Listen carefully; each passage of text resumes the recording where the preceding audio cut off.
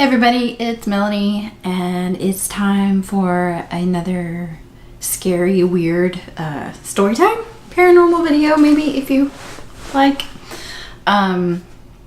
So this one is not about the apartment. It is actually about something that happened over Christmas break while I was in Tennessee. So I'll give you a little background story.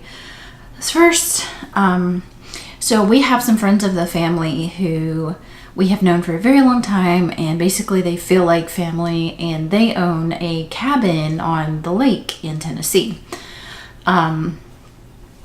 We actually got married there, so you could say they're very close friends of the family. There is two boys, mom and a dad. Don't know how they feel about me giving their names, so I'm not going to do that. But the father and the two boys like to go duck hunting, and that's going to be important in a minute. So they let us use their cabin over the break because my mom has a dog in the house, and Michael is very allergic to anything with fur. So yeah, that's why we have a turtle. So they let us stay at the cabin during the Christmas break and Thanksgiving, and basically anytime we come in, if they're not using it, they're very, very generous, very kind, and let us stay there. We've never had any experiences before at this cabin, so that makes this a little bit more strange in my opinion. And some of this may not even be paranormal, but it's all definitely on the weird side.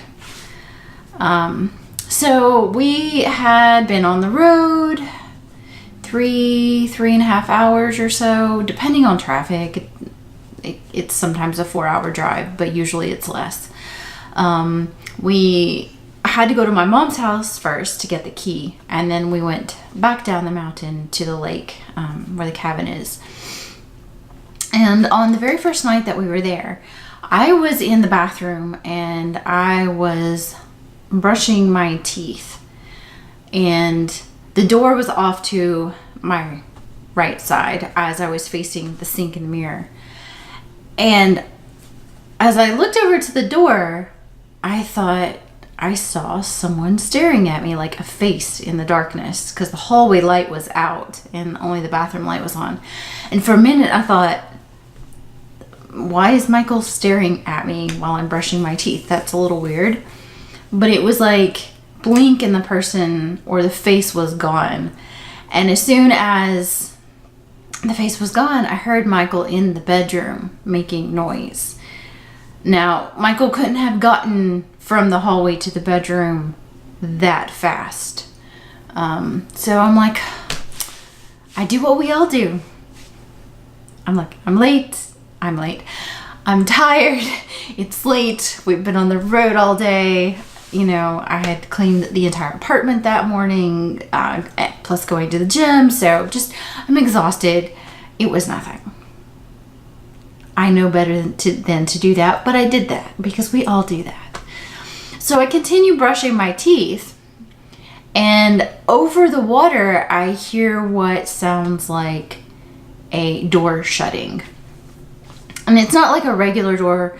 You just pull the handle and it pulls out. It's one of those doors, you know, it kind of has a handle in the middle, and then when you pull it out, it slides to one side and comes out. And so if, I'm probably not explaining this well. So if this is the door, the handle will be in the middle. You would pull it and then it would go like this to one side. And it kind of makes a very distinct noise. And I said, "Did you hear that?" And Michael is still in the bedroom. He's like, "Yeah." And I'm like, "Was that you?" And he's like, "That wasn't me." "Was it you?" And I was like, "No, that wasn't me." I was like, "That sounded like a door closing." And he's like, "Oh, it was probably nothing." And I'm like, "Are you sure we're alone?" And so we checked all the rooms, all the closets, under the beds, nobody there. Just us. Double check the front doors. They were locked. So that was very, very strange. So I was just brushed it off again, be like, oh, it's nothing, you know, whatever. The next morning, I was woken up, and I couldn't tell exactly what woke me up. It was around, I want to say 5 or 6 a.m. It was still mostly dark outside. And then I realized that I was hearing water running. And I'm like, oh, Michael must be in the bathroom. And I looked over at the other side of the bed. Michael's laying there asleep. He's not in the bathroom. And then I listened a little bit closer, and I'm like, that sounds like it's coming from downstairs. You know how you hear that sound of water going through pipes? That's what it sounded like. And it sounded like it was coming from the direction of the downstairs part of the cabin. And I thought, oh, the boys are here. Mom said they would probably go duck hunting, so that's probably what's happening. And went about sleeping some more.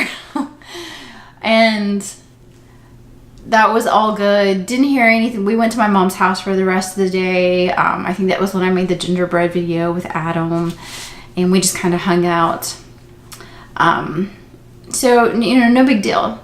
I can't remember if it was the next day or the day after that. Oh, I did ask my mom, I'm like, were the boys at the cabin this morning? You know, was today the day they were going duck hunting? She's like, I don't know. And I told her about the water. And she's like, oh, it's probably them.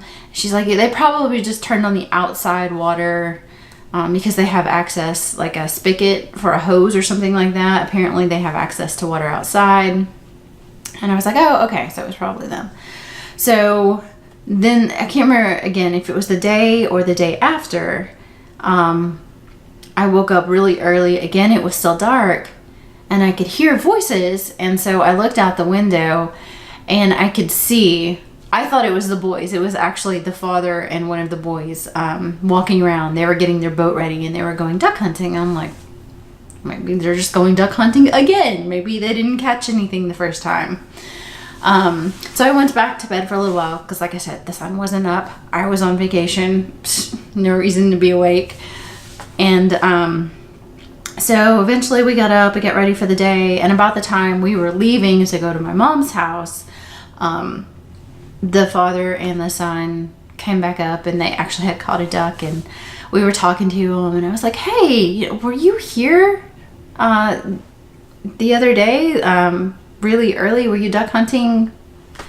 And he was like, no, we weren't here. And I was like, okay, that is the strangest thing, because I heard someone running water, and Mom said that you guys may have an outside access to water. So at this point I'm thinking somebody is using their water, like just kind of stealing it or whatever. So I'm like, yeah, that was really strange, because I heard water, and I explained the situation. He's like, that is really weird. He said, you know, I'll have to check into that.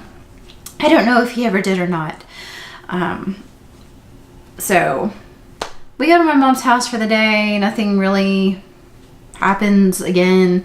And then I believe it was on, I can't remember if it was Christmas Eve night or Christmas night. We came back really late because we had been opening presents, spending the day with family, just, you know, hanging out, that kind of thing. And when we got back, so they have a boat dock on the water, and it's down the hill from the cabin.